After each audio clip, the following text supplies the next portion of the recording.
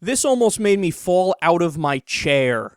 Neil Cavuto of Fox Business Network is going to finally realize that progressives are right about regular welfare versus corporate welfare and which is a bigger problem. Katrina, if you think about it, Walmart's benefiting, Walmart's stating the obvious, but man, isn't that a kick in the teeth? This capitalist bastion is a big government beneficiary. Well, you know, that's one of the things that really makes people look down on capitalism, because in effect, this is cheating. When you have a situation where somebody like Walmart, who, by the way, spends $7 million a year in lobbyists, of which almost 80% of the lobbyists have former government jobs, and they're participating in the budgetary and appropriations portion of things, it kind of makes you wonder, I mean, is this a level playing field? Well, you know, I wonder, you know, people can use food stamps anywhere. Walmart is the default choice because it oftentimes does have the cheapest food prices or an easy place to go to. So does that surprise you, Rich? It doesn't, and I'm in shock. I'm agreeing with your guest that this has lobbying implications. This is vulture capitalism at its worst. But is it lobbying as much as food stamps have gotten to be a basic staple? Well, so if 1 in 3 are getting some type of food assistance, 1 in 5 food stamps, where else are they going to go? Walmart is just stating the obvious.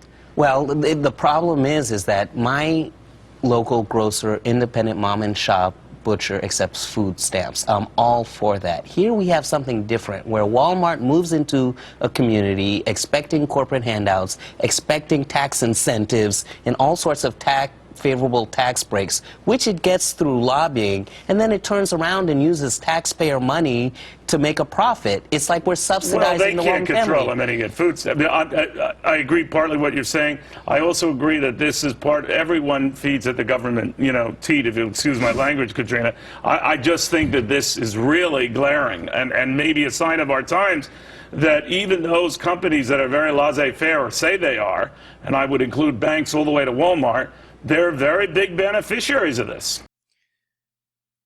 Thank you! We've been saying that for how many years now? This has been the progressive argument from day one because it's been true from day one. This idea that conservative Republicans are actually in favor of small government is such a false argument, man. And we can give you the information on it. So, for example, ExxonMobil, you know, they give a tremendous amount of money to the Republican Party. What are they doing that for, shits and gigs? They're giving them all this money because they agree with their idea on abortion.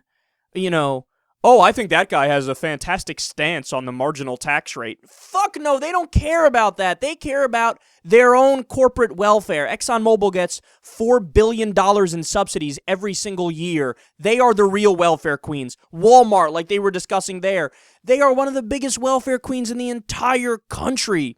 They thrive off of welfare. I mean, they pay their people such shit that their own employees need to go get health care from Medicaid, which is the government. So they're paying people starvation wages, and then the government has to come in and subsidize them when they're productive citizens and they're working full-time because Walmart is taking all that money in profits and keeping their own workers down, not even giving them enough to survive.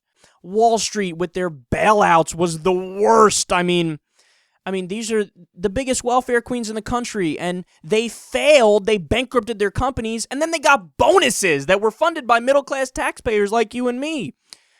Big banks, every single year they get a massive subsidy. These are all welfare queens, man. See, here's the point. The point is, if you actually want to be angry about big government, point your finger where the actual problem is. The problem is with all these rich white guys wearing suits and ties that are buddy-buddy with the government and have lobbyists.